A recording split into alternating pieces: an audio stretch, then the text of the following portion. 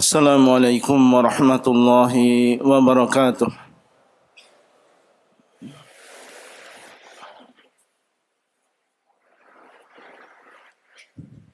Alhamdulillahil alimil hakim, ar-ra'ufir rahim, alladhi rafa'a ahlal ilmi darajat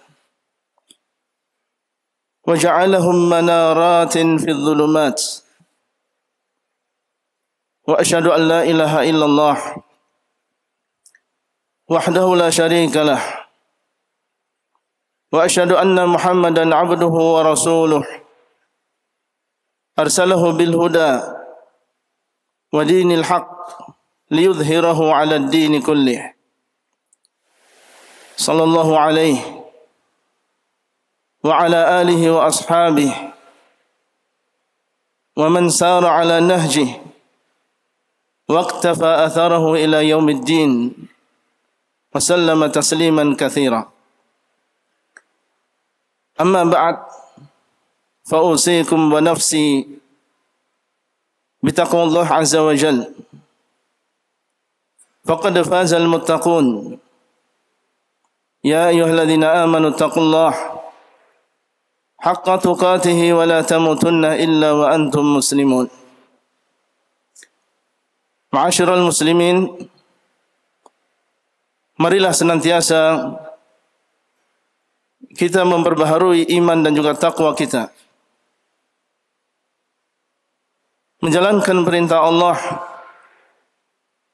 dan menjauhi larangan Allah dimanapun kita berada. Ilmu adalah warisan para nabi. Dengannya Allah Subhanahu wa taala membimbing manusia dari gelapnya kebodohan. Dengan ilmu ibadah menjadi benar, hidup menjadi terarah. Dengan ilmu Allah Subhanahu wa taala meninggikan derajat manusia. Dan dengan ilmu pula Allah Subhanahu wa taala memudahkan seseorang untuk masuk ke dalam surga Allah. Dan salah satu amalan yang paling mulia adalah bepergian dalam rangka menuntut ilmu. Allah Subhanahu wa taala berfirman, فَلَوْلَا نَفَرَ مِنْ كُلِّ فِرْقَةٍ مِّنْهُمْ طَائِفَةٌ لِيَتَفَقَّهُوا فِي الدِّينِ. Maka seharusnya ada dari setiap kelompok di antara mereka segolongan orang yang mereka berangkat untuk memperdalam ilmu agama. Dan Nabi SAW mengatakan, Man salaka tariqan yaltamisu fihi ilman sahhalallahu lahu bihi tariqan ilal jannah. Barang siapa yang menempuh sebuah jalan untuk mencari ilmu, maka Allah Subhanahu wa taala akan memudahkan baginya jalan menuju surga. Dahulu para salaf, para imam, para ulama menempuh berkilo-kilometer meninggalkan tanah air mereka, menghadapi berbagai kesulitan demi mendapatkan ilmu. Al-Imam Al-Bukhari memulai safarnya dalam rangka menuntut ilmu ketika beliau berusia 16 tahun. Meninggalkan Bukhara menuju ke Mekah, dilanjutkan dengan mengunjungi berbagai kota dan juga daerah. Beliau berjalan kurang lebih 15.000 kilometer, mendatangi kurang lebih 70 kota demi menghafal hadis-hadis Nabi SAW di hadapan para ulama besar. Perjalanan beliau adalah perjalanan yang cukup panjang. Beliau baru pulang kembali ke Bukhara, tempat kelahiran beliau, 35 tahun kemudian, di usia yang lebih dari 50 tahun. Dan lihatlah bagaimana Allah Subhanahu wa taala memberkahi beliau menjadi seorang imam di antara imam-imam Ahlus Sunnah. Kitab beliau Sahih Al-Bukhari adalah kitab yang paling sahih setelah kitabullah.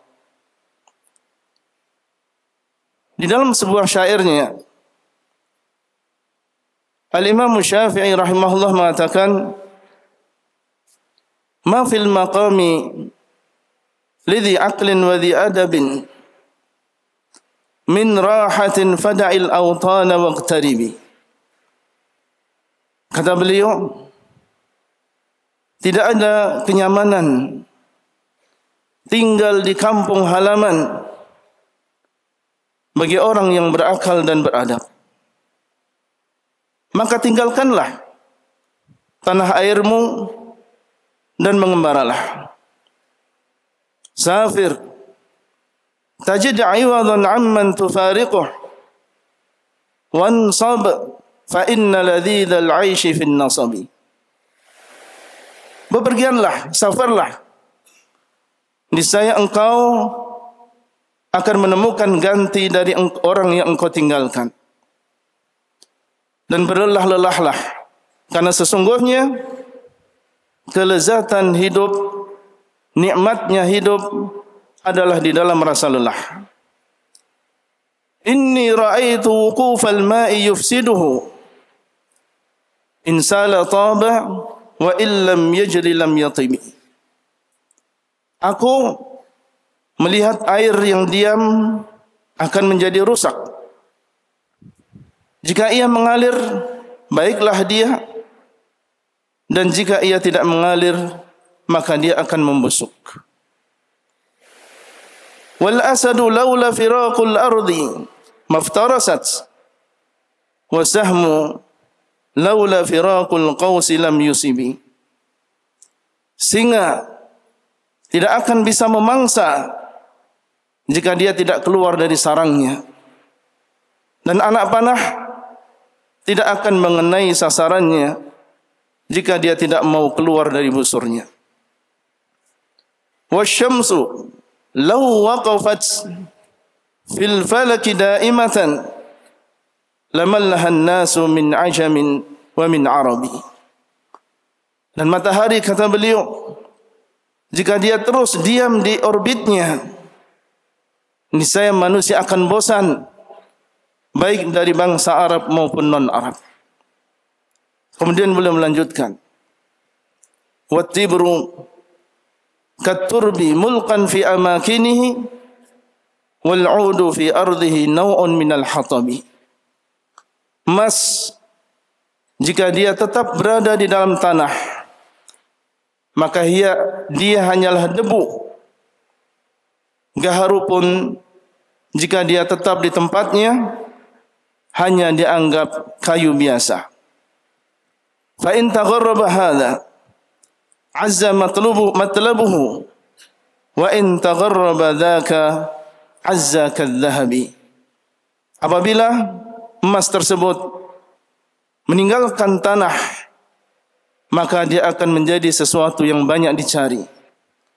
Dan kalau kayu gaharu meninggalkan kayu-kayu yang lain di hutan, maka dia akan berharga seperti emas.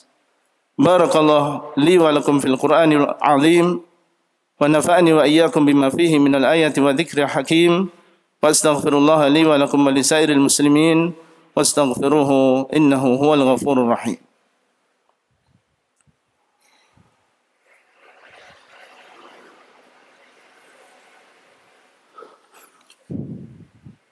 الحمد لله على إحسانه وشكر له على توفيقه وامتنانه وأشهد أن لا إله إلا الله وحده لا شريك له تعظيما لشأنه وأشهد أن محمدا عبده ورسوله الداعي إلى رضوانه صلى الله عليه وعلى آله وأصحابه ومن تبعهم بإحسان إلى يوم الدين وسلم تسليما كثيرا. Kembali di khutbah yang kedua ini, khatib mengingatkan kepada dirinya sendiri dan juga para ikhwah supaya berpegang teguh dengan petunjuk Allah Subhanahu wa taala, bertakwa dimanapun kita berada. Allah Subhanahu wa taala mengatakan, wattaqullah wa yu'allimukumullah. Dan bertakwalah kalian kepada Allah, niscaya Allah Subhanahu wa taala akan memberikan ilmu kepada kalian. Dengarkanlah nasihat yang tulus dari seorang ayah kepada anaknya yang hendak menuntut ilmu. Dia mengatakan, wahai anakku tersayang, hari ini engkau melangkah meninggalkan rumah tempat engkau dibesarkan. Engkau akan meninggalkan pelukan yang hangat dari seorang ayah dan juga ibu. Bukan untuk mencari dunia dan juga gemerlapannya, tetapi untuk tujuan yang mulia, menuntut ilmu warisan para nabi. Anakku, ayah tahu jalan ini tidak mudah. Akan ada rindu yang menguras air matamu. Akan ada ujian yang mengguncang, kesepian yang mungkin membuatmu goyah. Tapi semua itu adalah bagian dari tempaan Allah untuk menjadikanmu kokoh seperti gunung dan bijak seperti para ulama. Ingatlah nak, ilmu itu adalah cahaya. Dan cahaya Allah tidak diberikan kepada para pelaku maksiat. Jika engkau lapar, maka ingatlah betapa ibumu sering menahan lapar agar engkau kenyang. Jika engkau lelah, maka ingatlah bagaimana ayahmu bekerja keras agar engkau bisa belajar. Anakku, kami tidak meminta hartamu. Tidak boleh meminta dan menuntut gelar-gelarmu. Kami hanya ingin satu hari kelak di hadapan Allah, kami bisa berkata kepadanya, ya Rabb, ini adalah anak kami yang kami didik, yang kami doakan, yang kami korbankan untuk menjadi hamba-Mu yang alim dan taat. Wahai anakku, jagalah salatmu, hargai waktumu, jagalah niatmu, pilihlah teman-teman yang baik, hormati gurumu, dan bertakwalah kepada Allah dimanapun kamu berada. Pergilah anakku, dengan doa kami yang senantiasa mengiringmu.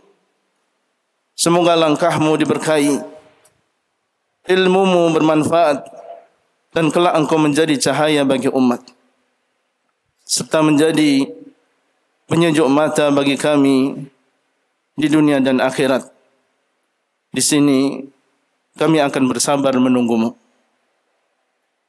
Sungguhnya Allah Subhanahu wa taala telah memerintahkan kita untuk bersalawat dan salam atas Nabi kita Muhammad sallallahu alaihi wasallam di dalam firman-Nya, innallaha wa malaikatahu yusholluna 'alan nabi يا أيها الذين آمنوا صلوا عليه وسلموا تسليما اللهم صل على محمد وعلى آل محمد كما صليت على إبراهيم وعلى آل إبراهيم إنك حميد مجيد اللهم بارك على محمد وعلى آل محمد كما باركت على إبراهيم وعلى آل إبراهيم إنك حميد مجيد اللهم اغفر للمسلمين والمسلمات والمؤمنين والمؤمنات الأحياء منهم والأموات إنك سميع قريب مجيب دعوات اللهم إنا نسألك الهدى والتقى والعفاف والغنى اللهم إنا نسألك الجنة وما قرب إليها من قول أو عمل ونعوذ بك من النار وما قرب إليها من قول أو عمل ربنا هب لنا من أزواجنا وذرياتنا قرة أعين واجعلنا للمتقين إماما ربنا آتنا في الدنيا حسنة وفي الآخرة حسنة وقنا عذاب النار عباد الله إن الله يأمركم بالعدل والإحسان وإيتاء ذي القربى وينهى عن الفحشاء والمنكر والبغي يعظكم لعلكم تذكرون فاذكروا الله يذكركم واشكروا على نعمه يزدكم ولذكر الله أكبر والله يعلم ما تصنعون